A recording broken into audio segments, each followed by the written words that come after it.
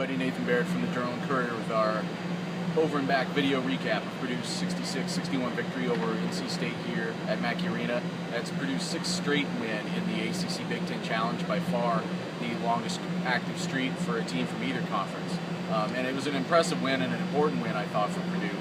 Now, they did have a 10-point lead in the first half that got away. NC State did come back and take the lead in the second half. But for the second straight game, you go back and look at that 87-85 overtime victory over BYU in Maui.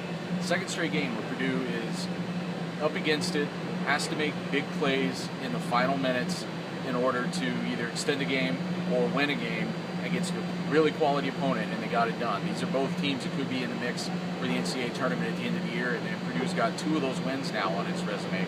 Go back to last year, I think they beat one NCAA tournament team in Nebraska. That might have been the only one that they beat last season.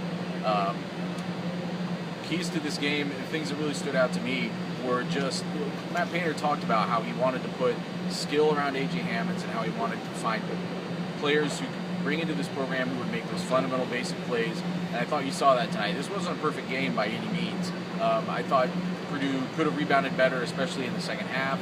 I thought Purdue's offense lacked spark at times. They did cut down the turnovers, which is important, but they found a way to grind out a win, and that's really at the end of the day.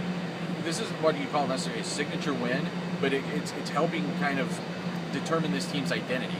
You go back a few years, yeah, some of those guys made it to the NBA, but more often than not, they were just a team that found a way to grind out wins against good teams, especially early in the progression of that group of players, the Hummel, Johnson, Moore group. You find a way to beat a really good team, and it's going to be a different guy on every night. Tonight, really the crucial plays of this game, as good as A.J. Hammonds, as good as Vince Edwards played in the first half, and as good as A.J. Hammonds and Isaac Haas were, really critical plays by P.J. Thompson late in this game, and a big steal by John Occhius after an offensive rebound for NC State.